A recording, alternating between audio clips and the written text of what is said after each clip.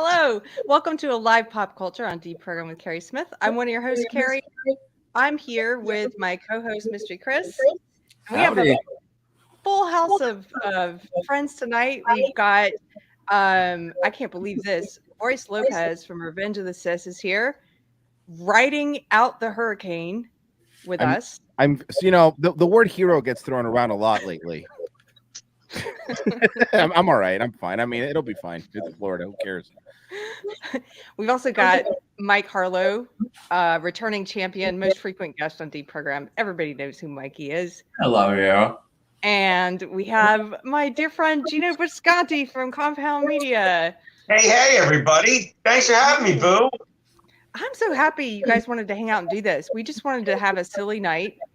And what better night to do it with you braving the storms. So, like I said, don't feel special. I literally have nothing else I can do. I'm trapped in my house. I want to feel special. Okay. So we're going to start off, guys. If you're just tuning in, please don't forget to hit like and subscribe if you like the show. We are going to take suggestions in the chat for movies for us to Wokify. After a couple of us prepared a few things, and we'll take some suggestions. But first, we're going to start with something a little serious. Mystery Chris, do you want to tell us about this? Well, it doesn't have to be serious, but this is the GLAAD report. So the gay, lesbian, something organization. But yeah, so every year they release a report where they creepily count the amount of representation on television. So LGBTQ people, in addition to the quote unquote POCs, and they put in a report with their suggestions. Now, every time the group that they're talking about is more than what they are nationally, they omit that part. But if they're under that percentage, then they talk about it. So, like, Hispanic, I think the representation right now is like 9% according to them on TV, but nationally, I think they're about 19%. So they make a big deal about that here. But when it talks about, say, LGBTQ people on primetime broadcast shows, they make up 11.9%. And if you read the Williams Institute, which is where they get some of the data they use in the report from, LGBTQ people make up 4.5% of total population. And so there's no mention that that's an over-representation. It's just that more is needed. Okay, I'm sorry. I don't mean to interrupt, but I just have to ask you because I don't understand this. Because first off, how do they decide? Like, let's say if a character doesn't matter if they're gay or not. How do they decide if someone's gay? Do they go, "Oh yeah, look at that guy, he's gay. That we're gonna count him"? Like, how do they go down this list? I know the answer. I will let you in on a fun fact that every single TV show that has so much as a single gay character, representatives from GLAAD are in the writer's room telling them what this person can say, who they can be, what they are, what kind of character they need to be, what their storylines could be. So we see what this interest group wants us to see.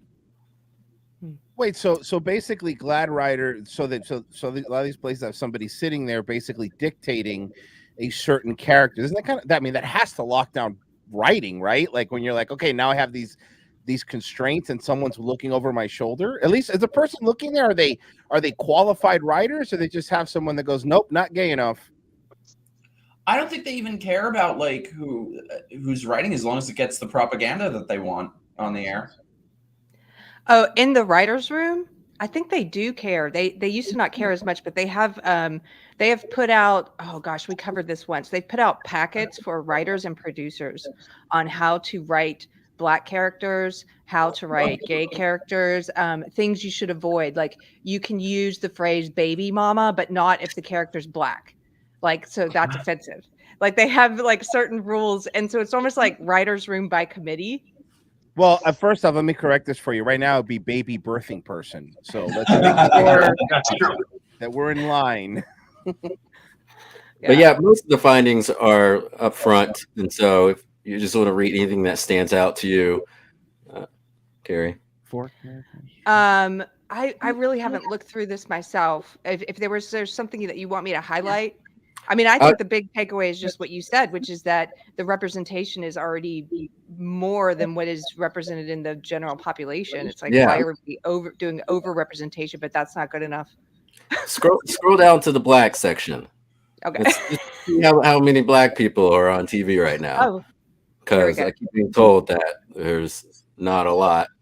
You know, I see them. Wow, look at this. Also, Stikatsi, what the hell does this have to do with LGBTQ GLAAD? What's in any of their business? They're like the Karens that have their nose in it. They're like the nosy neighbors of America. They care about diversity. Okay, so they say ABC has the highest percentage of POC series regulars, with 57% of the network's characters being people of color. This is a welcome 10% point increase from last year. 57%. Okay. Are they counting the like the NFL for NBC? Like I feel like those that should count. Yeah, because I feel like, if you get at the NBA and the NFL, those numbers go right up. They go through the roof. 10 minutes of the NBA blows the black part out of the water. 5 minutes of the WNBA, if anyone even watches that checks all the fucking boxes. Am I right or am I crazy? Boom! There you go. If anything, it's That's probably the L box. Yeah. Talk about overrepresentation. So, you know, Keri says it all the time. I don't care if you're gay or normal, if you're black or human. Keri always says stuff like that, and I'm on her side. I don't care if you're Mexican or a registered voter. She says stuff, and I'm on her side with. It's true. Keri told me. Geno, it's hilarious. Keri told me the other day, I don't care if the thumbs are opposable or not. Doesn't matter to me. Not the way I look at people. You know what else Keri said to me once? She said, I don't see color. The cops are doing a wonderful job. She talks like that. That's right. She talks like that, and then she does this show, whatever. And then one time she looked at me and said, all lives matter, and then she winked. And I was like, I'm making it up. She does the elbow, all right? Yeah, she does that move. That's how I got it. Yeah. Oh, I don't know if it can be funnier than this. Or my woke synopsis is not going to be this funny. Oh man.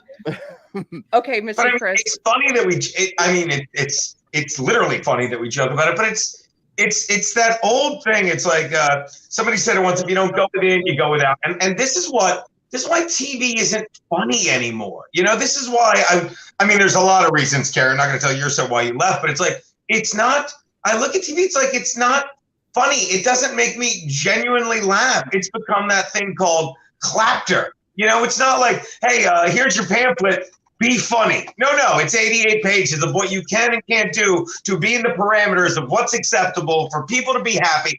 So people can do the clapter thing. We're like, well, that's safe and not offensive, and let me clap. But when you laugh, my cat is biting my feet. When you laugh, you laugh. It's either like you don't get to decide. You know, it's either like what, like in the dumber it. We're all, as Mike Harlow says, we're all the same. We like to laugh, bust balls, hunt Jews. We do. We're all the same people. And it's when true. The other day, I was talking to Mike. He goes, 600, 6 million. What's the difference? And I was like, I know, right? I couldn't have agreed. Ow, God damn it. But yeah, and the fact that this has become, Geno. the fact that this has just become normal conversation. I go to the pamphlet on what's acceptable. It's like, when did that become? It literally is, you're either funny or you're not. You either, make people laugh or you don't. Oh no, there's ways to make people laugh. No, there isn't. And it's funny that we consider laughing about it, but it's also sad that other people read the stuff we're making fun of and be like, no, this makes absolute sense. And there's no logic behind it. There's no fixing them or there's no fixing us to them. It's incredible how it's gotten. Eventually it has to collapse on itself, doesn't it? Or no? I think it is, right? I mean, isn't it already collapsing on itself? Like when you have like a movie about airplanes again, like Top Gun coming out, which has no crap in it except for like, oh, cool, jet engines, and that's the biggest movie now. I think people are really sick of this. No one watches She-Hulk unless to make fun of it, Yeah. Yeah. Top Gun was great. I finally saw it. I loved it. It was just fun. There was no lecture anywhere in that movie that I felt. When you do stand-up, do they give you, have you ever done a show where they give you rules? Because when I used to work with Margaret Cho, she would get rules.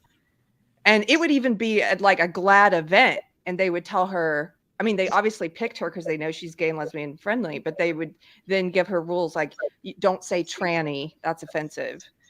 See, I'm not, I can't, let me put it to you this way. Not now, of course not. I don't remember the last time I was in that world. I kind of evolved into the world, like, like I'm lucky enough to be doing things like you've been to them, the Comedians of the Compound. We're doing that content house in Orlando next month. And I'm lucky enough to, just, which we're getting you to crash. I'm just lucky enough to say what I want. I'm doing the Cognitive Dissident store with Kumia and Gavin in the kitchen from Censored TV. And I'm lucky enough to say what I want to say. And I've got my own little fan base. And these kids that can play the game, and do want to fucking send out writing pamphlets so they can be in a room and get that packet we just went over. They get those things now. And I'm not saying like, oh, they get those things now. I'm like, God bless them. They get those things now, and they know how to play the game. I can't. I'm stubborn, set in my ways, and I'm lucky enough that I was ahead of the curve. Not curve. That gives me too much credit, but I got ahead of the game to do what I was doing just in time. I escaped, to put it in your grammar, Keri. I escaped the capital C, and the first one, not the second one. And so I don't get those parameters, and I think you see my face and hear my voice, and I thank God every day that I'm not rich and I'm not famous, and I pay my bills saying whatever the fuck I want to say. You stupid bitch. See, that was easy. That was easy. You're gonna get us banned. Somebody's gonna get us banned tonight. I'm sorry. I'm just kidding. I'll stop. I'll be good. Last time Geno was on, remember I had to bleep a word, but that was pre-recorded. We're not saying it. You know what's funny? You know what's funny? All of us had a different word that went in our head too. Yes. Okay, so What? we asked. Can you guys hear an echo when I'm talking? I do hear a little bit of an echo. I'm sorry. Is it my fault? Because that was happening the other day. Let me know. Do you hear it now? I don't hear it now. I think it's No. you, Mikey. That's okay. Me? So, No. headphones. Yes, thank you. So Mr. Chris and I were like, why don't we just come up with? Well, why don't you introduce this, Chris? This was your idea, and I love it. So I wanted to do something where we basically pitch a movie, but it's woke. And so we just think as a woke person, like, what would they do? Let's take like an old movie, a book, TV show, whatever, and pitch a synopsis of it that's totally woke. And what did you come up with? Oh, do you want to see it? I made some really crappy Photoshop. I'm good at Photoshop, but I did this really crappy with this. Should we start with yours? If you want, do you want to? Or yeah. Okay, I'm gonna pull it up. Let's do it. So this, I'm very excited about. I think it's going to revolutionize movies. Oh I think this movie's going to win an Oscar. I haven't looked at this yet. That was mine. I love this. Bravo. This is Back to the Future, Black in Time. Yeah. Mm-hmm. So, and I'll tell you when to go to the next slide. You can go to the next slide now. Which means when So they get so when you say black, okay, I'll just let you go. I'm sorry. So it stars Zendaya as Gracie Wilson, the granddaughter of Goldie Wilson, who was the mayor of Hill Valley. I hate you. Yes, yeah, I know. She's an aspiring journalist and an activist, and her father, Goldie Wilson's son, is running for governor of California, but he loses to guess who? Go to the next one. Is it Biff? It's Bifton. There you go. It's Biff's son called Bifton, who wins. He's a racist and a white supremacist. And Gracie doesn't believe that he won fair and square. She thinks there was fraud. So she starts digging into all the people who allegedly voted for him and found out there were a bunch that were dead or didn't exist. One of them, you can go to the next slide. One of them's named Emmett Brown. She finds out that there's 2 cases of Emmett Brown, one in 1985, the other in 1885. Each one disappeared the same year, around the same age. They were both scientists. So she gets curious, and so she goes to his old house. Next one, please. And it's all abandoned because no one cares. It's falling apart. Next.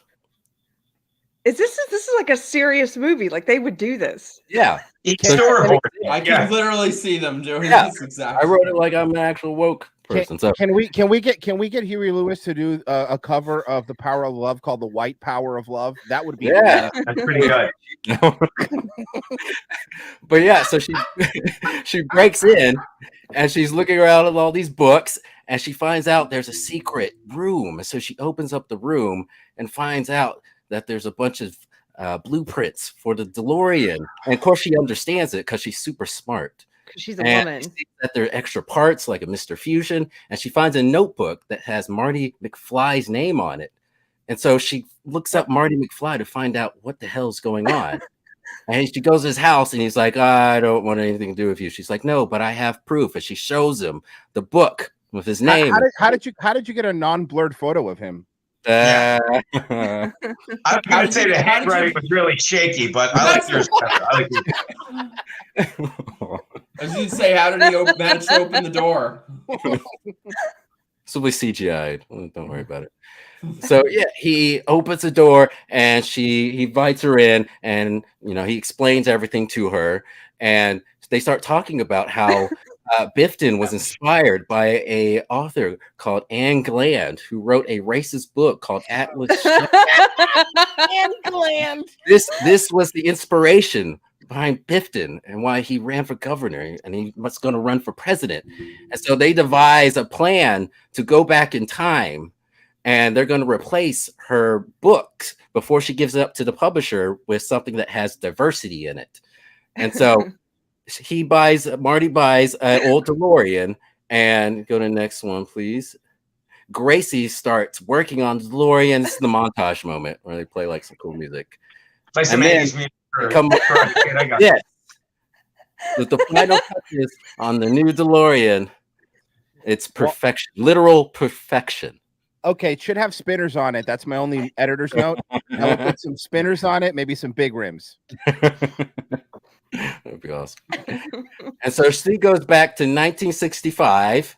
Is there a scene where they go to get the supplies at Best Buy and they just loot the place and no one can stop them? They let them take whatever electronics you like and they just walk in and out. Is that a scene? It's in the movie. So she parks her car out and sees a bus of downtrodden Negroes that comes up. And they invite her on. And you go to the next one. They're a bunch of sad black people. They're sad. They're not empowered. And so she gives this great speech empowering them. And then they take her to Hill Valley Square, and she sees her grandfather, Goldie Wilson, being bullied by some white people. And she goes over to him and inspires him to become mayor, because he says, I thought I could become a mayor, but there's too much racism, systemic racism. I can't do it. She goes, you are going to become mayor. And she is the inspiration behind him, not Marty McFly. She is. And so he takes her back to her car after giving her information about where Anne Gland lives. And so she ends up going to Anne Gland's house while Anne Gland is out and is going to break in and steal her manuscript. And you go to the next one. And she breaks in, no one's there. She's looking at the pictures on the wall, and then she sees this. And John Wayne. Because Anne Gland is racist. Oh no, the entire time. Yeah. And then all of a sudden, and John Wayne. Yeah, he's racist. Yeah. Somebody said, is that Geno on the wall? Oh, I wish I was that handsome. Come on now. He doesn't have a headband. And then all of a sudden, he has an armband, not a headband. Anne Gland shows up just as Gracie is leaving the house and starts shooting at her. And then Gracie runs a DeLorean, gets in, and drives off. And as she starts to drive off, she starts to say, can this bitch do 90? Well, she can't because he's an old truck. And then Gracie tries to go back in time, but then realizes the Mr. Fusion is broken. Oh, ain't going too fast. She realizes she can't go back in time because the Mr. Fusion got shot up. And so she thinks, I'm going to need some electricity. So I'm going to have to go to the old McFrugal power plant that's in operation in 1965. And so she heads there and she thinks, I'm going to have to bring down one of these towers. So she speeds up, and right before she gets to the tower, she swerves out the way. Anne Gland hits it head on, crashes, bringing down one of the towers. Macy does a U-turn. Next one speeds up. Henry says the towers were an inside job. Am I right? Yeah. They didn't know it was them. And she hits the down power lines and goes back in time or to the future. And the next one, as she arrives, she sees Bifton. Bifton's now a homeless man. That kind of looks like Jeremy from Good and Bad. It does. And he tells her that Anne Glan, this is the Anne Glan Park, because Anne Glan died that night. And after she gets a year from him, she drives off, and he knows she dropped something. Turns out it was a sketchbook that Christopher Lloyd's character, one with Doc Brown had. And so he picks it up and he goes, wait a minute, this is a time machine. Next one. Goes, I'm going to go back in time. And dun, dun, dun, dun, dun, dun. There we go. Oh my goodness. Well, bravo. I would pay to see this movie. So that was great. Could have probably stopped 9/11, but I like where you went with it. Well, she gives a speech to Marty about how he could have done more for social justice, and he feels guilty. So that's right. Right. So then Marty goes, "Fuck this," and just bangs his mom and leaves. Well, dude, you could legit become a millionaire. Just pitch this and I want my money, Hollywood themselves. Joking aside, I see that as a movie. I really honestly could see that as a movie. That's why it's so good. It feels like exactly the sort of thing. Yeah. Yeah, I'm like, when you first started reading it, it took me a second to realize, oh, you took this seriously. Like you're pitching a woke movie that somebody would buy. Like, this is exactly what a woke person would do. Well, great. Now my Blade monkeypox thing's not going to work. Now, what's your elevator pitch for that? Is it like, think colored people time travels through time? Is it something like that? It's so they threw you off the elevator for that, don't they? Get off my elevator. Black in time. I really liked it, man. And you could pitch that and they would make it. The only thing stopping that movie from being made is that Zemeckis is alive. Yeah, that's true. Have you seen the shit he makes lately? That's a good point. Good point. Good point. Did you see that fucking Pinocchio? Oh my God. Why? I don't need any more of these live action movies. A cartoon's enough. All right. It's enough. That has to be the worst one of all, though. I haven't seen it. I haven't seen it yet. I'm really sad about that one. Pinocchio is perfect. There's no reason to remake it. Did you see the new one? I just saw the trailer. It looked terrible. It is. It's out. Oh. You pay money to see it, Mikey? An abortion. Hell no. Free Disney Plus came with my phone company for free. Yeah, mine too, actually. So I got a year of it. So I have it as well. So I'm like, all right, I'll just watch it, I guess. I'm very nervous about Hocus Pocus 2. It comes out tomorrow. It's gonna be bad. Let me show you. I watched the trailer. There's something that I noticed about the trailer. No close-up shots of any of the ladies for this one. A lot of far back companion shots. With Vaseline over the lens. Yeah. Okay, so I've got one for you guys. I'm just going to do the pitch. And I've got 4 graphics. Here we go. Okay. Let's see. So, James Bond, he, him, A Fine Time to Cry is the eagerly anticipated new Bond film that you weren't smart enough to know that you needed.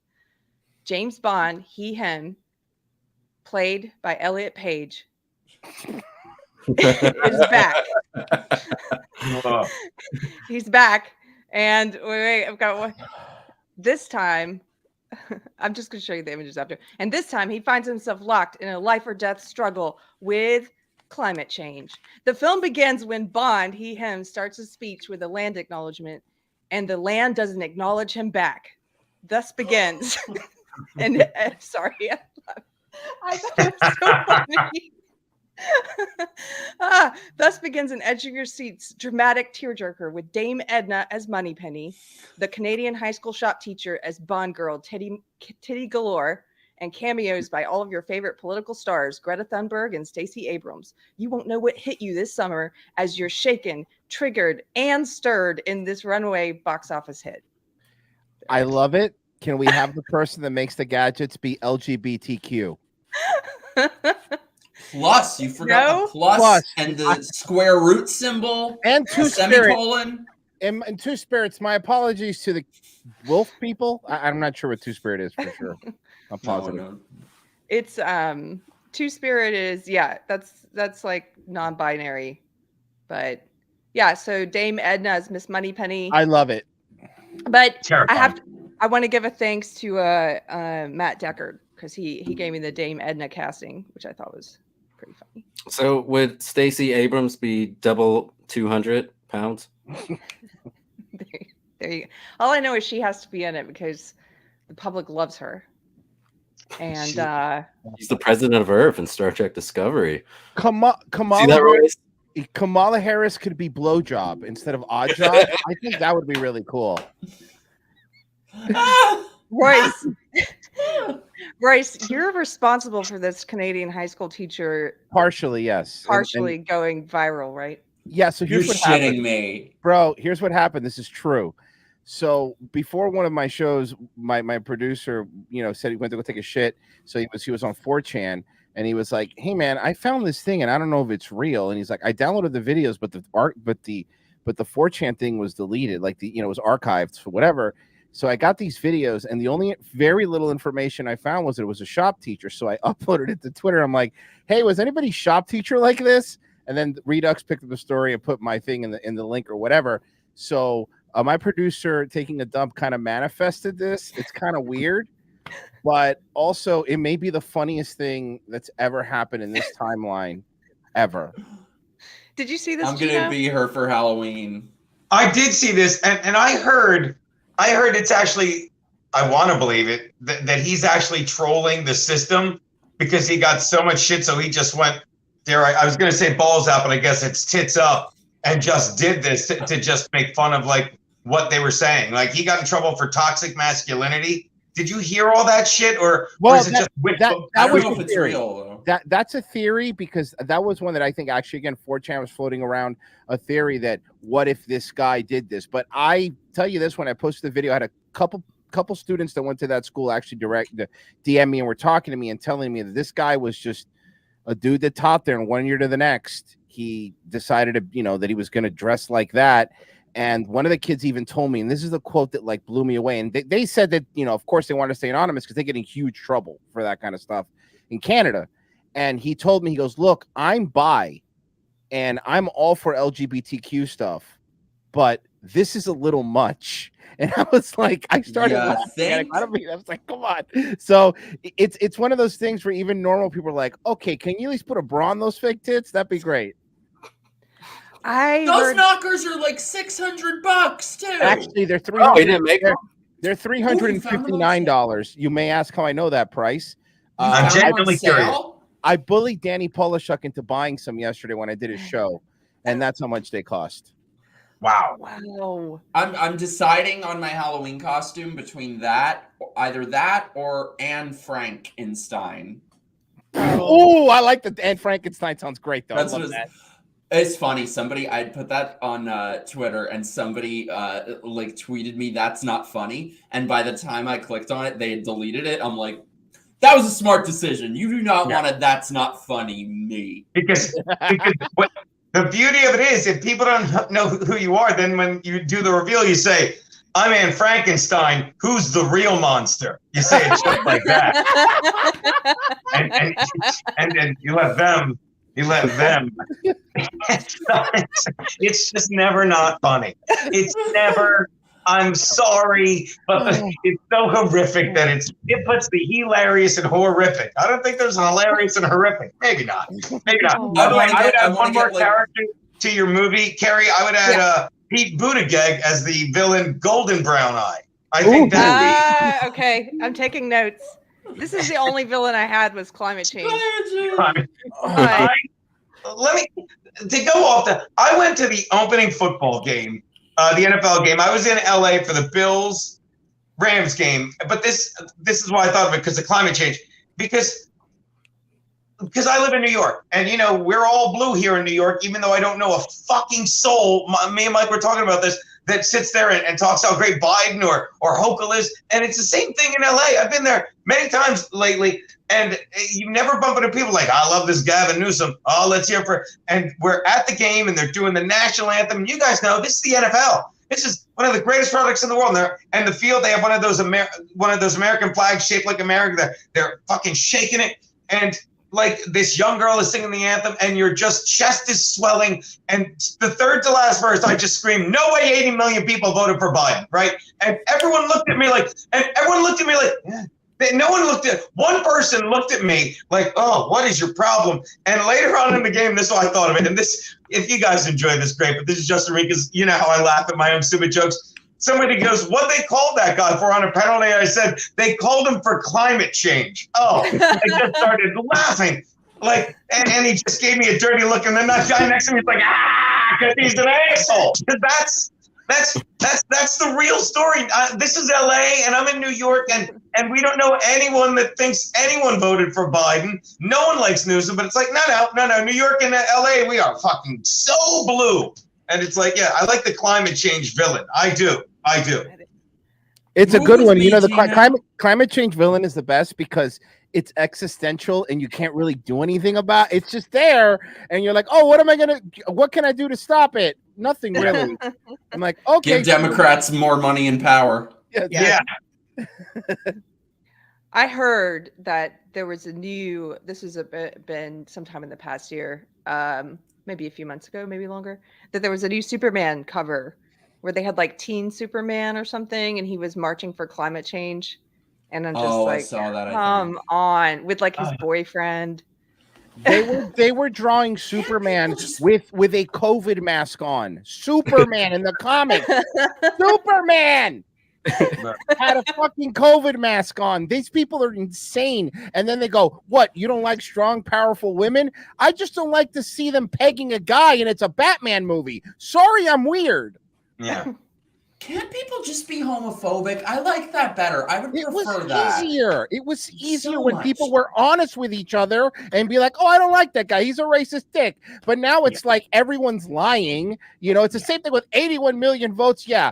Elections are really secure when you have to put pizza boxes up to cover up windows. Yeah, no, you're right. It was reinforced. Whatever. Keep lying. I don't care. We just blew up a pipeline. And that's the people that want us to take buses everywhere.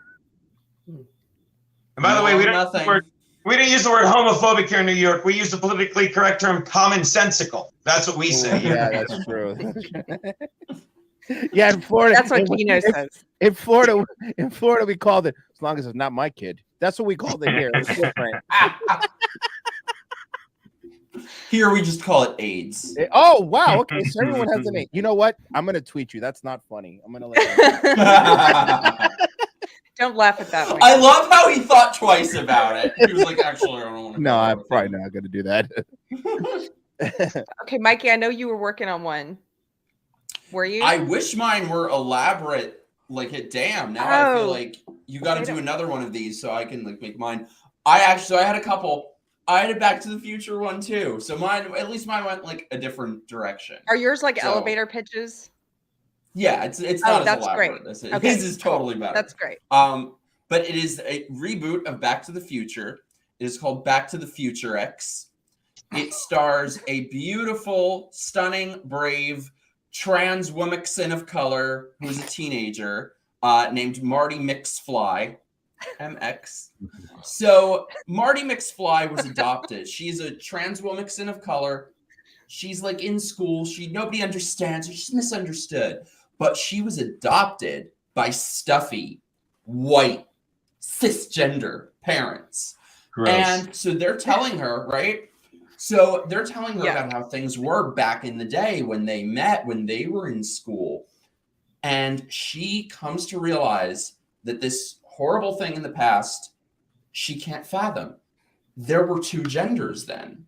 So she has to right this wrong and change the past of a time when people were not enlightened, when there were only two genders. So she travels back in the past to meet her parents, their former selves, and let everyone know you can be a non-binary, trans woman. So she goes back to the past, right?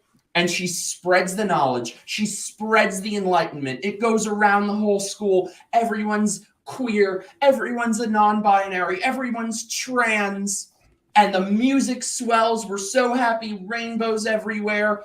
So then, here's the kicker.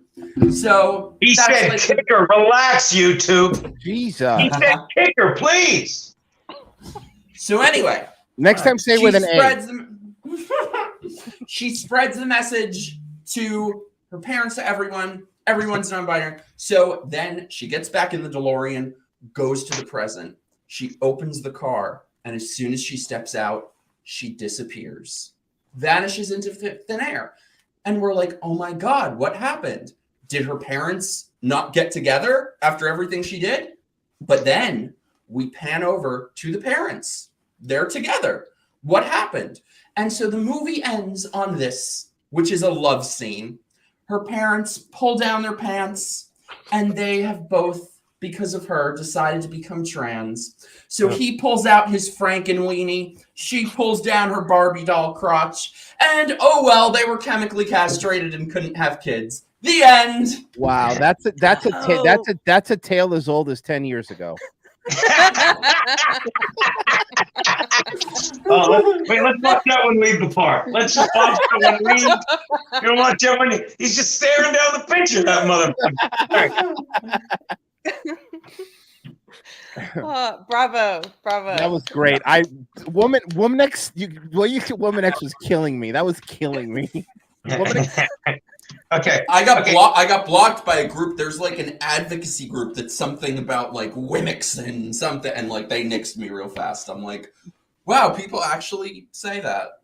One of my favorite things, because I'm Cuban, so I could say spick, is one of my favorite things is how hard they tried the Latinx thing, and everybody was like, shut the fuck up, we're not doing that. Okay, I mean, you could do it if you want, but we're not doing it. No one except Beto is doing it. Well, yeah, but he's not, Beto's a potato kicker, so you know, kicker. I had a pitch, but I think they took it because I was going to remake Quantum Leap with an Asian guy because that's long. Only I was going to call it Quantum Reap, and that didn't take. So damn it. Here's my idea, and I think you're going to love this. Okay, you take the classic movie Gone with the Wind, and this is easy. I can do this on the elevator in no time. And you ready? Here's the one switch, and I think it makes everyone on our side happy. The South wins. The South wins. Okay.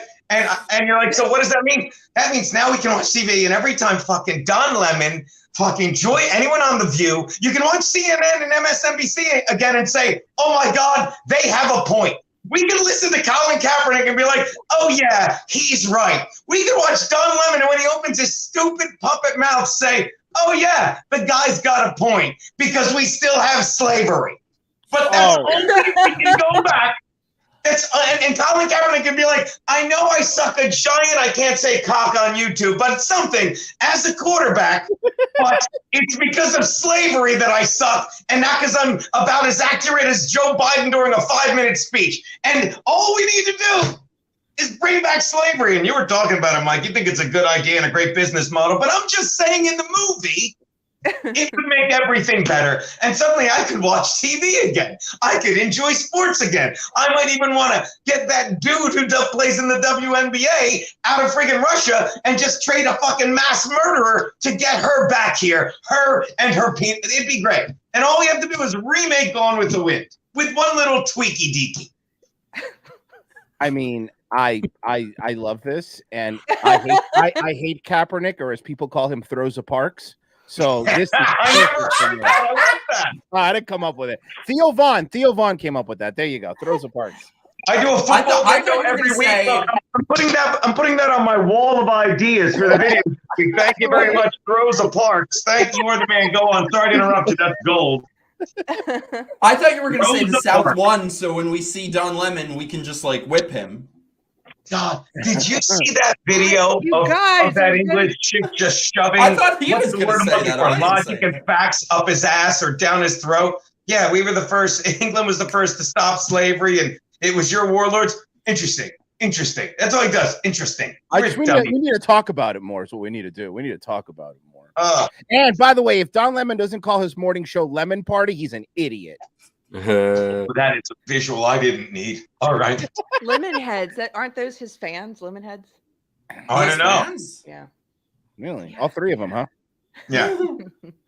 By the way, parentheses, did you guys hear about the Jeffrey Dahmer show? How they had to take it out of the LGBTQ section on Netflix? Really?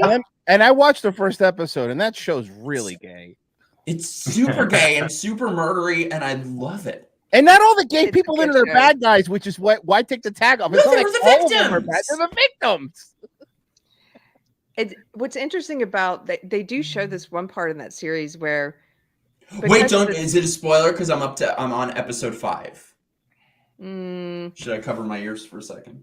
Turns out he did it. I'm not going to say he murdered people. I can mute you for a second. So no, I was just going to say that there was a bit of that like homophobia at the time where the cops, but it actually sort of protected him because the cops were a little hand off because they were like, well, that's just gay stuff. everything protected this bitch. Yeah, they were like, that's just gay stuff. We don't want to get involved because it's gay stuff. It's not a spoiler, Joy. Sorry. It's not a spoiler. But he was. I feel you, Joy. Oh no, okay. And it's funny. It's like these liberal judges that let him go all the time. Like I just watched the episode where he drugged a 13-year-old and assaulted a 13-year-old, and the judge is like giving him this pep talk about how, oh well, you'll only be in jail for a year and you can leave jail for half the day every day and go to work, and I believe in you. You remind me of my son. I'm like, these are liberals, just so you know, libs. Of course. These are liberal judges.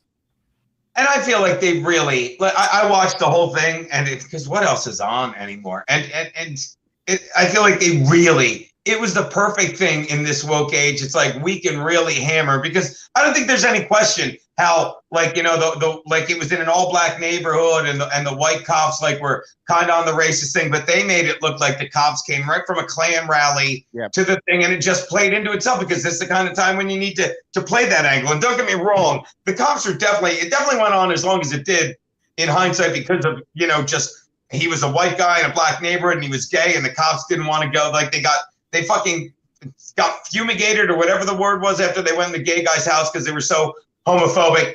But it's like they're like, this is perfect. We can shit all over straight white males and cops. This is the coming of age for this. This is a renaissance for Jeffrey Dahmer's storytelling. So they couldn't wait to tell it like that. Where were the brave cops like Pacino and Cruisin' to go undercover in the gay community and take them out? Yeah. Where's the Serpicos? By the way, Joy was being sarcastic at me not wanting spoilers, so I take that back, Joy. It's a biopic. How do you spoil history? What, Joy? We're in a fight. Okay, now you happy, Joy? Are you happy, Bessie? You really happy with yourself now? And I'll tell you this, since you did see the first episode, I had to do this. The very first episode, which, you know, they start at the beginning with the black guy that got away. And I read up on more specific. sorry, the gay black guy that got away. And no, so I read about that guy, and I'm like, man, this guy, what a lucky guy. I wonder what he's up to. And I Googled him, and he's in jail for murder. No, the real guy? The real guy from the first episode, the one in jail for murder. He killed somebody 10 years ago. What? Yep. Yeah, after that, apparently after that incident, he was arrested a bunch for like drugs. He was homeless, and then he pushed somebody off of a bridge, and they died. So he's in jail for murder. Yep. Wow. Why? I mean, I don't know why he did it. I wasn't there, but I'm assuming, you know, it was some sort of, you know, hobo fight. I don't really know how those work. He said hobo. Relax, Mike. No, other things both work here. I know, for a second I was like, ooh, maybe I could date him. I could. By the way, I could fix him. Yeah. Oh, that's like my motto. Geno and I were in a bar yesterday, and I turned to him. I was like, ooh, that guy's sitting at the bar. Ooh, he's hot. I'm gonna hit on him. And then I realized he was like leaving. He was by the door. I was a little tipsy at this point, so I scream across the bar. I was like, wait, you're leaving? I was about to hit on you. And he looks at me like, who is this fucking psycho? And he ran back inside. He gave you a very affectionate smile on the way out, though. I'm like, wow, Mike's got game, dude. Mike's not fucking around. Like, I'm about to hit on you. Like, thank you. Like, I think, like, I'll tell you, if a gay guy hits on me, I'm the same exact guy. I'm like, thank you very much. Thank you very much. Like, that's it. They want I hit on you all the time. Well, I mean, how could you not? Ta-da. But I think that's another thing. It's like they paint us all like, oh, we're all homophobic. No, most people I know, if a gay guy hits on them, we're like, I must be looking fucking good. You know, we're not stupid people. We like that shit. I'm sorry. I was just saying, these straight guys who are like, oh, gay guys always hit on me. They're people who look like Jabba the fucking Hutt. Yeah. I'm like, I don't buy the stories. Here's what I learned. What I learned is I'm straight, but what I learned is that I am considered what is called a bear. Yes. In the gay community, and I believe it or not, do actually get hit on quite a bit by certain gay guys. I might be a 4. You'd be very popular. But I am like a 9 at the cubby hole. You would be very popular. There used to be my friend was on an app, like, it's like Grindr, but it's just for bears. Do you know when I know what you're talking about. You know what I'm talking about? That? I can't remember the name of it. Anyway, you'd be very popular there. Okay, I just want to read something real quick. Thank you, JS Pena.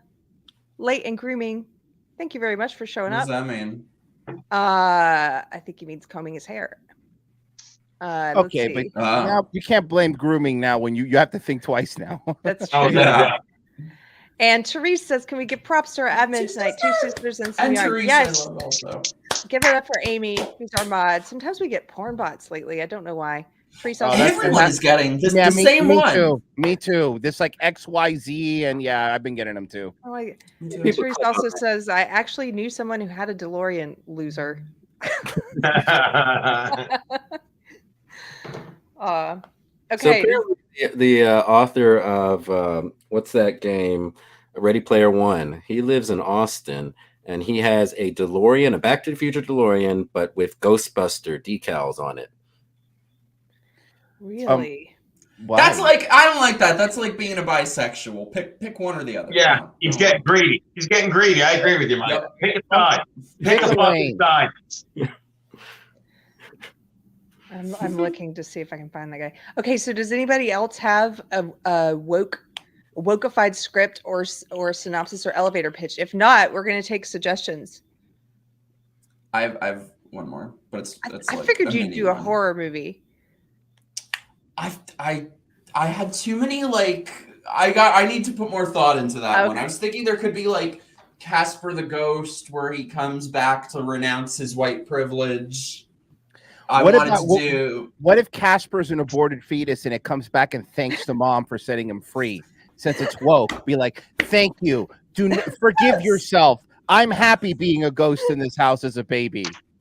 We should make these. How has there not been like a horror movie with like an abortionist doctor who's like trying to abort babies? And it's a good thing. I feel like there must have been, if you look that up. They came out with this horror movie, They Them. Recently. Oh yeah, I saw the trailer for that. It was horrible. It was like a transition camp, where it was like, a gay transition camp, but it turned out they were like, I don't know, killing people. I don't really know. It was like exactly what you would think. I wanted to do one, but I realized I never saw the original, so I didn't have much to say about it. But I wanted to do like Ben, she, her. Ooh. Oh, like Ben, her, but Ben, she, her. That's hey guys, hear me out. What if we make the Ghostbusters all with women? That'll be great. Huh? Now you're just being stupid, dude. I know. No one would ever buy that, bro. Did you see that they released all the Ghostbusters movies? Oh, pussy. Oh, Kitty. They released all the Ghostbusters movies in a box set, but the Ghostbusters 2016 was just in a little downloadable paper that they threw in the box. No. Yeah, look it up. It's for real. It's like, yeah, you can download it, I guess, if you want. I don't care. That's awesome. The Mystery Chris did an episode with me once about upcoming remakes for television, not for film. And I think the most surprising one, it was like you presented it in a game format. And the most surprising one was that they had different strokes. Remember that old sitcom, Perfect Strangers? Yes. I remember both of them. Go on.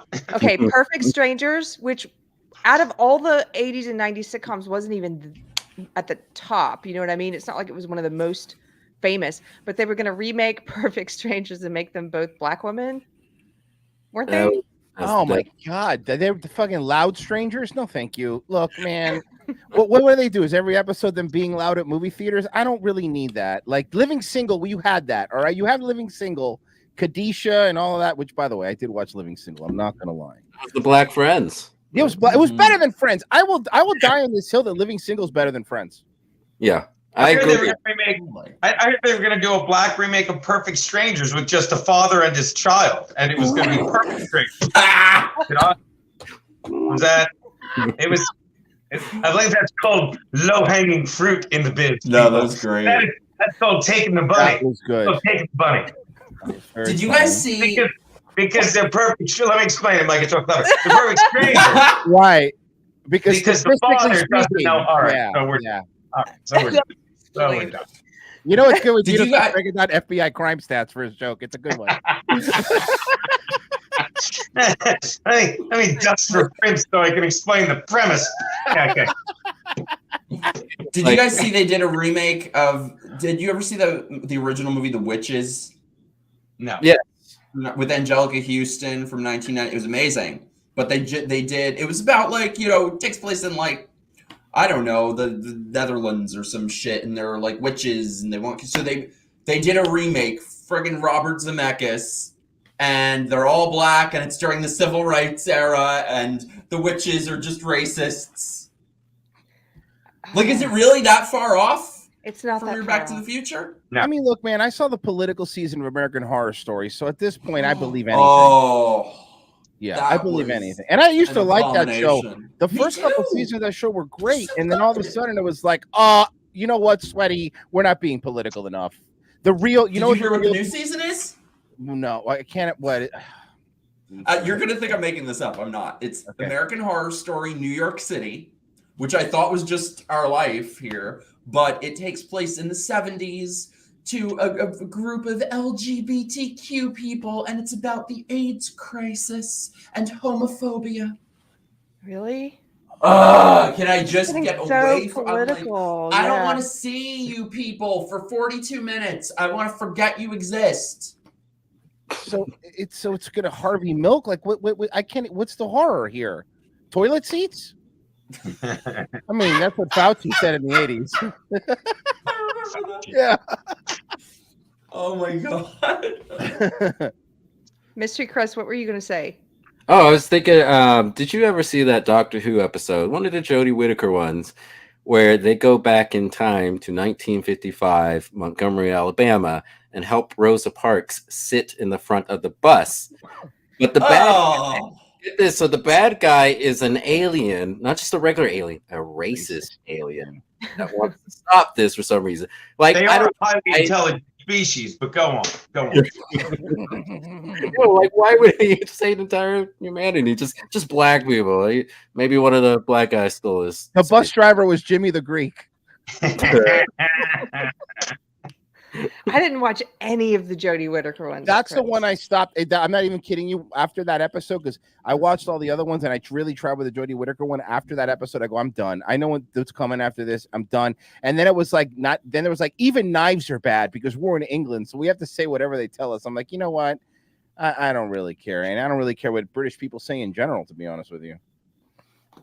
And Keri, what did you read about what's happening in James Bond? I only saw titles. I didn't look into it because it's nothing surprising. Oh, well, that's the reason I did Bond as one of mine, because just there were these headlines that came out and articles that came out that said that they want to make the new Bond more sensitive, and they want to have more roles for women and make sure that there's which already there are usually good roles for women, and it's sort of like, I hate the way they try and act like they're reinventing the wheel all the time.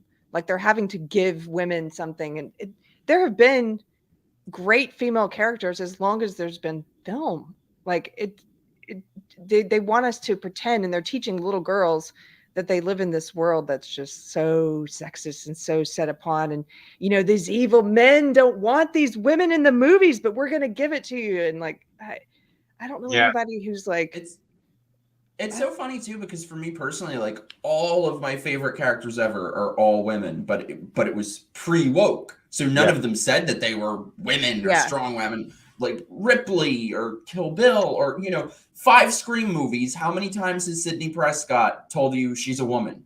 0. So these like feminist woke female characters are just. It took me out of the new Batman movie. Just like you said, Chris, when I finally saw it, it was such a good movie. No, except for there were a couple of things. There was literally like 2 paragraphs in the entire movie. Yeah. That's why it was bearable, honestly. Yeah.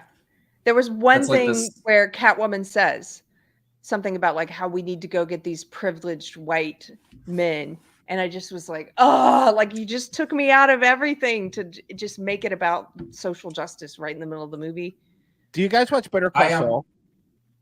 I don't. I've never seen it. Okay, if you ever get to it, like Vince Gilligan, who did Breaking Bad, writes women very well, and he wrote. By the way, the best the best people at writing women are men historically. I'm just saying. I'm not trying to be mean. I'm just saying, but. If you see Kim Wexler on that show, is a fantastic. She actually got robbed. She should have won an Emmy. So I think that the problem, I think is what you said, is that it's write a character. It doesn't matter what their sex is, but like you said before, in the writing rooms now, it's like, no, we have to front load what they are. They're bisexual and they're women, and then they do this, and then they're struggling, and then even though they got their Hulk powers from their brothers, they're the victims. Whatever, not being specific, but it's terrible. That's how I went to go see this movie Pearl that's out, and it was a friggin' masterpiece. It was so good, but there were little parts where like it takes place during the Spanish flu, and they had people wearing masks and bitching about put on your mask, where's your mask? Like they didn't do that back then. Yeah. It's so hard for me to turn off my brain while watching movies these days when they just constantly have modern day things interjected into it. It's like the Batman thing. Like I was like into the movie, and then she said that line, and it took me like 20 minutes just to get back into it. I get angry. I get angry about what you're watching with some of it. That like I watch so much old TV now. Like I watch old Columbo episodes, and I love it. He's smoking a cigar in a hospital room. Yes, that's my dad's favorite. He's on a landline and said, "I left my number here." It's incredible. It's like why don't you just call his cell phone? It's mind bending how simple life was, and how we bend over backwards to just complicate it. It's like I love like watching the old shit, and like I guess my point was I don't even know how to watch movies anymore. I don't. I can't remember the last time I went to a theater. Like I sit there and I like toggle through Netflix for 3 hours before I put on Forensic Files or just some like episode of Mannix. I don't know how to watch like cinematic shit anymore. Yeah, Mannix. It's any old shit like fucking Cozy TV. That's what I watch. Peggy. Columbo, Mannix, Rockford Files. Good stuff. Simple stuff. Oh, yeah. I grew up watching those with my dad. Yeah. You should come see Halloween Ends with us. I'm excited about that. Ooh. Okay, we have a couple of suggestions. Amy wants to know, what would the woke Golden Girls be? Trans. Yeah, one of them would be trans for sure. Golden days. Yeah, and one of them silver days. They'd be in 4 separate rooms in a nursing home and wouldn't be able to be visited for hijinks by the relatives because of COVID. So it would just be it'd be 4 split screens. It would be told like over the course of an hour, but it would just be Sophia would be alone and her mother would be begging to see her, but stuff like that. That's what it would be. Sounds hilarious. I'll be honest with you. I already love this. That's a good answer. But I like and they'd be lauded as heroes for saving lives because they didn't go near other elderly women. And then Como will come in and be like, wait, everyone claps. Hey, there he is. He's killing him in that nursing home. There he is. And then every 5 minutes, someone would come in and virtual signal, "You killed my grandparents by not wearing a mask." Yeah, sorry, I couldn't kill them more quickly. I'm in New York, and what am I supposed to think when I see people wearing a mask now? If you're wearing a mask now, you need to be 2 things: retarded and a Christian Science monitor. That's what you need to be. Excuse me, a Christian Scientist, not the actual paper or a giant Would they be lizard. against that shit, though? What's that? I would think they'd be like against that shit. Christian Scientists?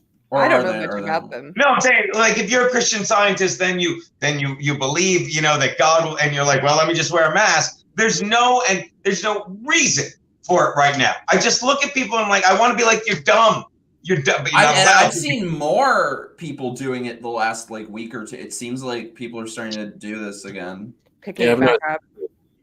Today, half the people on the train were wearing them. Well, girls are do you know why? You know why it's happening again? Because I think girls were really happy that they could hide their faces, and if they had pretty eyes, they could have ugly mouths. And now they just put it on to be like, man, better shots of getting laid, But I'm in Florida, so for me, it was never like that. Like, I understand what you guys are saying, but for us here, it was like, honestly, we were like, yeah, we're not doing it, and we're like, Same in Yeah. Texas.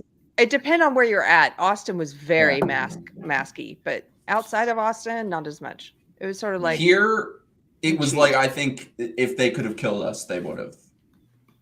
I don't know how. Didn't you guys- feel that, Geno? Oh, without a doubt. I've said this countless times. Like, I believed it for the first 4 months because I'm older and I never had a reason to disagree with the government. But after 4 months, I was like, they're lying to us.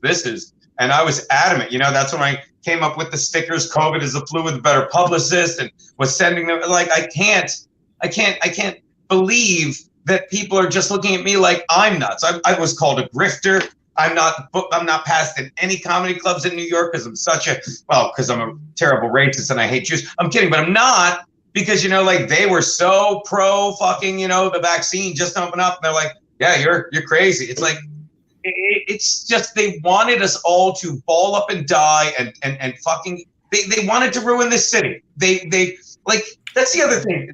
This flip to politics, I really don't understand. Like, it's at the point where they really have to be, it's that ivory tower. They're so far removed that they don't even understand how no one likes them. Like, who was the guy, de Blasio? That's one thing that was universal, right, Mike? Everybody here. Like you might be afraid to say you like Trump, or you might be afraid to say you voted for Biden. But over the past 3 years, no one was afraid to say Bill de Blasio was an absolute piece of shit that was ruining this fucking city. And then after he's done, he's like, I'm going to run for Congress or whatever he was running for. And I'm like, in disbelief. And sure enough, he must have got so much pushback. Like, what the fuck are you doing? That 2 or 3 months afterwards, he stepped down and he gave a speech like, I heard your voice and blah, blah, blah. And he looked genuinely stunned that people weren't just going to vote him in, that everyone actually fucking hated him. And you really start to think, maybe these guys really, like our beloved president, he's never worked a day in his life. He's just a career politician. And these are the people in charge of us. I almost want Biden to win again so we actually have an actual fucking revolution. I think we really would if they fucking let that senile fucking, how do you prepare for a pandemic, guys? You get vaccinated. Die. Yeah, Did you see that? Put out? Yeah. He goes, to prepare for the hurricane in Florida, make sure you're vaccinated. I'm like, bro, you're barking up the wrong tree here. First off, and but you're right. But you know what? And it's not only that they did that. It's the reason that these people think the way that they are is because everything's so censored online. Some of these people really think Twitter's real life, and they go, everybody on Twitter thinks I'm great. I mean, man, forget de Blasio. What about Black Biden today? Today was like, everyone's in Kansas is basically a hillbilly, and New York has a brand. And I'm like, the brand of what? The murder rate? Like, what's your brand, bro? Ugh. He said that today? Yeah, he said it actually yesterday. He was saying, like, New York has a brand. People in Kansas, what do they got? Do they all laugh? Though they don't got a brand. New York has a brand. I'm like, bro, read the room, dude. Read the room. Wow. Every single Asian there has had a black fish in their face. Let's start reading the room. Who just did a concert in New York, some band, and Nancy Pelosi came out beforehand? You heard me. Nancy Pelosi, who was that, Mike? And she got booed off stage, and they showed footage of people dying in the streets. It was incredible. Global Citizen concert. Global Citizen concert. It was the Global Citizen concert. That's what you're thinking of. Global Citizen. By the way, no, but you know why that's bad? The Global Citizen concert is her people. Those are people that would be on her side. Those are literal globalists, and even they booed her. But that's what I don't understand is, where are all these people when it comes election day? Because the entire time that de Blasio was mayor, I truly have never met one single person who liked him or thought he was competent or doing a good job. And then he gets reelected with something like 75% of the vote. I'm like, where are all these people? They fear they've a lot of cities, as big cities, I think, have been fear mongered into anything Republican is bad. Even if you hate the person, they feel the alternative is worse. I mean, think about it, man. Even if you hate de Blasio, they're thinking like, well, the other person's going to be a literal Nazi. And that's honestly what it is. And honestly, look, let's be honest. Well, you're on YouTube, so I don't want to get you messed up. But the one thing I could tell you for sure is that election was very, very reinforced. Very reinforced. It might have been the most reinforced election in history. What was the word they used? Fortified. Fortified. It was the most fortified election I have ever seen. Let me tell you, me and Geno were talking about this the other day, but like, I traveled the entire country for all of 2020. You could feel the momentum for Trump. You could feel the excitement just in New York, being in New York City. Every time that I would wear a Trump hat that fall before the election, just going to the grocery store, running errands, dozen people would come up to me saying, hell yeah, high-fiving me. Like black people, gay people, of every demographic, young, old. There's no, we all knew, like we met, and I asked myself this question a lot. It was funny. We got totally off woke films. Chris, sorry. Are you still with us? I'm here. Okay, we can't see you. The whole time, like leading up to that election, it was funny because I know that by the nature of what we do, I'm meeting more people who have left the left, like I did. I know that, but at the same time, I don't think it was just like a polluted sample because of who I was with. I really do think there were more people who were leaving the left and who were considering voting for Trump. Which I knew people who they voted for Trump. It was their first time voting for a Republican. It was only my second time voting Republican. My first time was the 2018 midterms. But I know some people, it was their first time, and they called, one called my husband. He's like, I feel, I don't know if I did something good or bad. Like, I feel like, because it was so scary to do that. But I didn't hear anybody going the other way. Nobody ever heard anybody going the other way. Is that just an echo chamber thing, or? No, look, I don't think it's an echo chamber. I honestly believe that. I think it's one of those things where even they know that we know what they did, right? It's one of those unspoken things where like, that we know and we know that but we can't talk about it because we want to have jobs. We can't talk about it because we don't want the FBI showing up at our door. But we all know what happened. And I think they're scared. And I think they're the scaredest that they've ever been. I think they're scared because you could play your little games if everything is good and people have food and there's money and shit, right? But you can't shove going back to the topic, you can't shove these woke movies down people's throats and then be like, by the way, there's no baby formula. Suck it up, loser. Yeah. Well, I think it's also that nod where like they cheated better than our side and we just respect it. Sorry, yeah, hey, you cheated. But you know what I mean? Well, you fortified it well. Well, yeah, we didn't fortify. Well, and the Republican side is just so weak that I personally feel like the time to fight it was 6 months before the election when they were changing election laws. Yep. If you read that Time magazine piece about how they fortified the election, the majority of it was done legally. They did it in plain sight with no pushback when we all knew what was going to happen. So. God, though, oh my God, it's like my biggest fear. Like, imagine if I plan to move to Florida in the next few months and then the election, DeSantis's re-election is fortified. There's no way. You want to know why why that's not going to happen here? Because DeSantis, unlike other people, 6 months before the election, made sure you couldn't do that here. See, that's why he needs to run for president. Yeah. Oh. I mean, I hear you, but I know this is greedy, and I tell people this. But I know what you're going to say. As a Floridian, please don't leave. Please don't leave, Daddy. You want to keep him? Dude, I get it. I would want to keep him. In like 3 months, I'm going to agree with you once I'm there. You'll be like, awesome here. Don't sacrifice him for the country. Keep him for your state. Okay. By the way, sorry. Can I just to go back to woke films? Can I mention, because I feel like this has gone very under the radar. And I don't understand why. Can we just talk about the fact that Netflix just put out a Marilyn Monroe movie and race swapped Marilyn Monroe? Cuban Anna Spanish accent. And I'll tell you something. She can barely speak English. That movie came out today, and I skipped through it. And there's certain parts in that movie was a VHS tape would be worn out.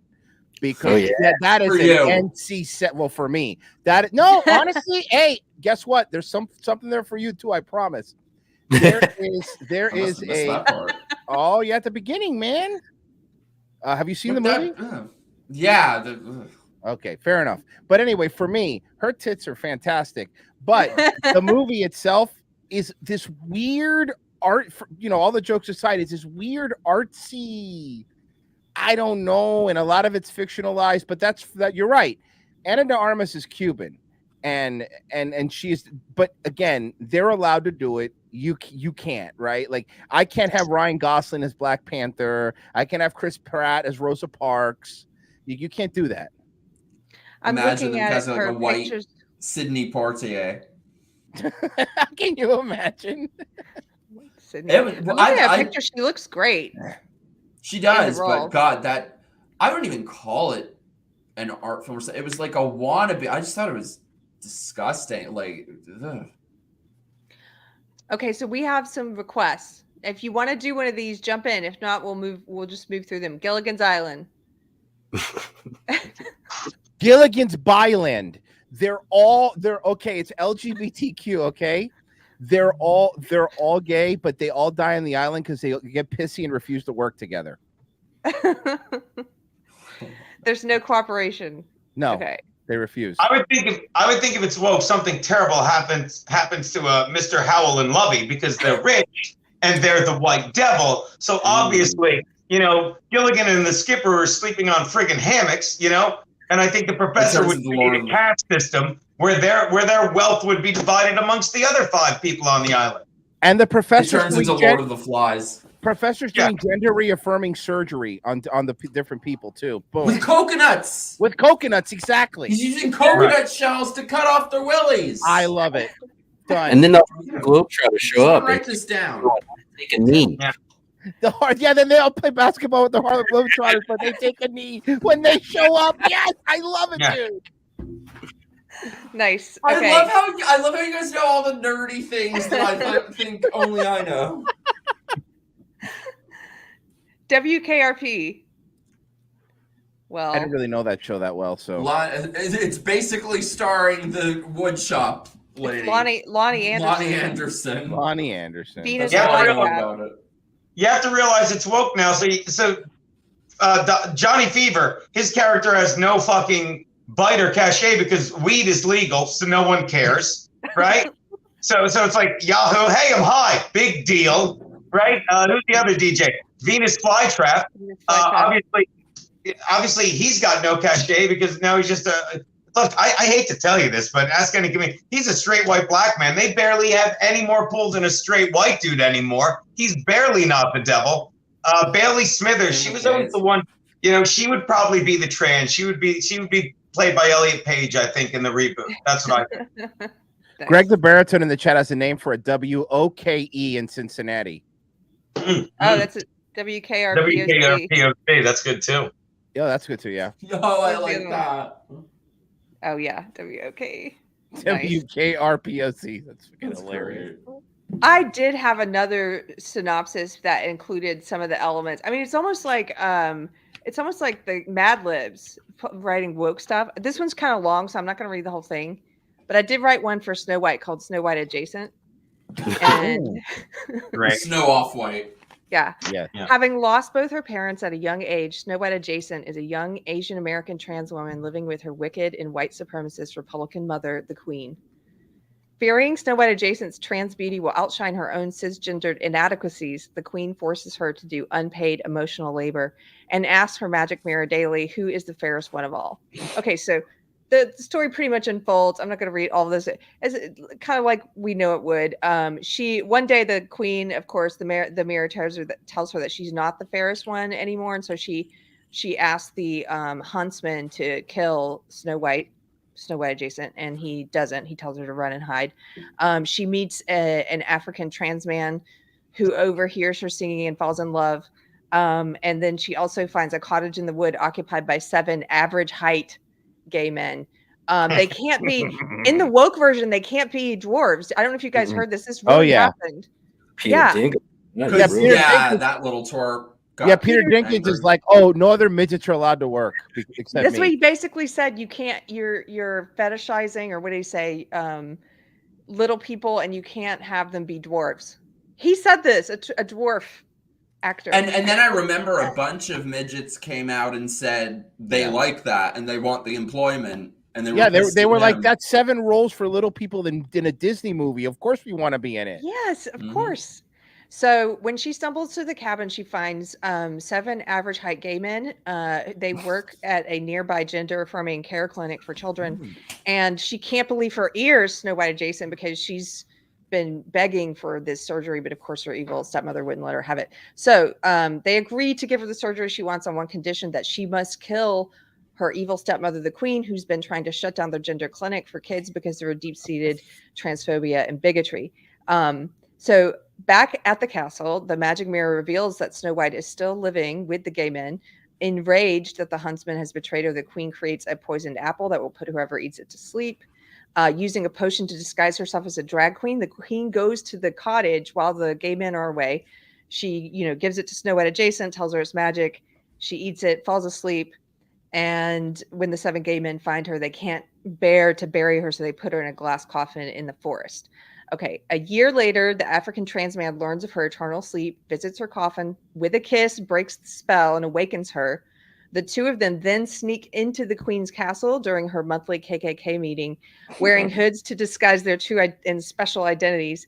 When the queen excuses herself to go to the bathroom, Snow White adjacent follows her into the castle's women's restroom, where she has always truly belonged but never been allowed to enter. She shouts, "Trans women are women," as she plunges a dagger into the queen, cutting out her heart and placing it in a small jeweled box. That night, Snow White adjacent and the African trans man celebrate with the 7 gay men as they begin the preparations for her castration. That was wonderful. I mean, no notes. That was wonderful. That was spectacular. Okay. Perfect movie. Done. That's all I came up with. That's good. Brings tears to my eyes. Anybody have any more? Or are we going to wrap it up? I was thinking, it's not like in depth like that, but I was thinking they could do a woke Hairspray remake. Do you guys ever see Hairspray? Yes. Yes. I feel like it's gay bait, Mike. I knew you haven't seen it. So Hairspray, it takes place during the civil rights era, and white kids and black kids just want to dance together, and they fight against racism and become friends through mutual understanding, and they protest segregation. Woke Hairspray, they protest Tracy for culturally appropriating race dancing, so she checks her privilege and goes home. The end. That would be the end. She's culturally appropriating.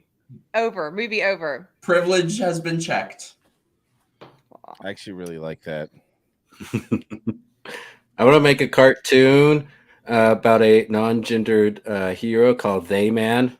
And he has to fight Skeletor, which represents skeletons in the closet of his past gender identification. I don't Dude, hate you that. need to do more of your like in-depth. You need to do more. That was really good. That was amazing. Mr. Chris has a lot of art up his sleeve. He's very good at like I know you. I could tell you did some of the art in your slides. Yeah, I did that quick as I could. Yeah. We should do They Man. We should do a woke. We should do a woke Schindler's List. That would be fun. I would watch that. I think it would be. If I end up being Anne Frankenstein for Halloween, I need to get the little girl's red coat from Schindler's List. Oh man, that would be perfect. I'm telling you, it would be so. It would be Schindler. It would be Schindler, but he's not just saving. He's only saving gay Jews. Okay. And that's all of them, right? But then when they're hiding in the porta potty, they get caught because they're walking and they're quoting RuPaul's Drag Race, and they go, "Yes!" and they immediately get caught. Boom. They can hear them a mile away. Perfect. Yes. So I saw what Two Sisters says. Of course, Chris wins. Oh, Chris wins. Sorry, y'all. Yeah, no, obviously. I mean, you can't beat that. You can't beat that. No. Chris, you guys were great too, though. Woke Titanic. It doesn't sink because the iceberg melted because of climate change. That's it. We need good like one-line elevator pitches. Go out, make a bunch of money. Titanic 2. There is. Yes. Why is there a Titanic? saw it. too? You'll never guess the plot. They I- rebuilt the Titanic. It hits another iceberg, and there's not enough lifeboats, so it sinks. Who saw that coming? Well, Are you first of all, joking? in No, Woke I'm Titanic, serious. you wouldn't be able to call it an iceberg because that's anti-Semitic. It would have to be, you know, like a glacier or something. It's like you can't blame anything on the berg. I just Be got careful. that. Yeah. I Somebody- mean, in my Woke Titanic, it wouldn't be called an iceberg. It would be called that Jew glacier. But I mean, I think that is more. No, You know, I've heard the conspiracy theory. I think that's so funny because it's dumb. Let me explain. The Jew glacier. There's so many layers to this clever. All right, I'm gonna shut up now. I've heard the conspiracy juiced in 9/11, but never juiced into Titanic. That's a new one for me. That is a new one for me. God, I love it. Aw. Thank you guys for coming and hanging out with us tonight. This was a blast. Are you kidding me? This is amazing. I was very excited about it all day. Thanks for having me. Oh, thanks, Geno. Thank you, You Mike guys are Harlow. awesome. Why don't you guys tell people where they can find you and what you've got coming up and Royce. We're all Yeah, pulling for you through the I know. herd. Yeah, actually, let me go first here because it's getting pretty bad, so I could hop off first. Real quick, Hippo Juice Film. That's me on Twitter. I followed all you guys. Revenge of the Sis. I do a show Monday through Friday. Just search for Revenge of the Sis. Do it on Rumble because YouTube sucks. I hate YouTube. But go over there. We do our show there, and I do a morning show at 10 a.m. called Daywave every morning. We do dumb shit kind of like this. And those are all my plugs. Thank you guys so much. I am gonna go because it's getting pretty bad. Yeah, stay safe. Good luck to you. That was fun, guys. Take it easy. It was so Bye. great meeting you, dude. Guys, Hey, great meeting all of Stay you. safe, Bye. buddy. Bye. Take See ya. care. I am Geno Bisconte. I'm on Compound Media 4 days a week. Show called In Hot Water, 2 to 3:30. We just had Mike on this week. Keri, you have to come back soon. I'll be with Keri Smith and hopefully Mike at the Content House down at the end. Oh of the yeah, month. Chrissy invited me today. With Chrissy Mayer, and if you Google Geno Bisconte comedian, no matter how you spell it, it will come up. There's only one idiot like me, and I'm apologizing for that. Oh, and real fast, Joyce Swenson. Yeah, I just say Christian Scientist because I'm lazy with my brain. But thank you for not even really getting offended and saying, no, we don't think like that. We're not idiots either. I saw it in the comments. So thank you, Joyce. I will not say that anymore. Not that you're offended, because you're awesome. Go on. I dropped, let's see, Geno Bisconte on Twitter. There he is. Yeah, thank you. Yeah, we're going to get to hang out soon. We're going, Chrissy Mayer's doing another content house, this time in Florida. Maybe we'll get to see Royce too. I'm not sure how far. And I think, and they just added Mike Harlow today. I was so excited because I saw the last one. And I was like, "Oh my god, I would love to be there." I'm so excited. Me too. Therese says, "I love Geno so much." So do we. Thank you. Yeah. Feeling is mutual. Yeah, you guys, tomorrow, 8:00 Eastern, live on my YouTube channel. You guys all need to be there because I am having a guest on my live show who is so going to get me banned, who's going to be my most offensive guest. You guys know I'm not kidding. I'm doing a live show with my mom tomorrow. Oh, yes. Oh. And she pulls no. You think I've got a big mouth? Oh, just wait. So Mike, it's gonna be amazing. It's tomorrow. Your mom is amazing. It's in the morning? No, 8 p.m. 8 p.m. Okay. Thank you guys. My time, Eastern. And yeah, follow me on all the stuff. Twitter is not Mike Harlow. Instagram Sleepy Harlow _ Join my locals. We do like movie nights and stuff. You guys gotta come on for movie night. It's mikeharlow.locals.com. Anything you have, Mystery Chris? No. You can always find me on Twitter, I guess. MC Mr. Chris. I think that's my Twitter name. I don't know. I don't know anything. MC Mystery Chris, and you guys need to bother him so he tweets more. Here, I'm putting it up. When do we get the Mystery Chris face reveal? After we fundraise a lot of money. Once I have enough money to hire him away from his day job, then he's going to reveal his face. Batenstein is here. Thank you guys. Shout out to Geno. P4 says. Okay. Hey, P4. Thank you. we are taking off. Tomorrow, I do have an interview with Jeremy from Geeks and Gamers at 6 o'clock Texas time. I hope you guys will tune in. Thank you for watching Pop Culture on the program. Take care. Bye. Ciao.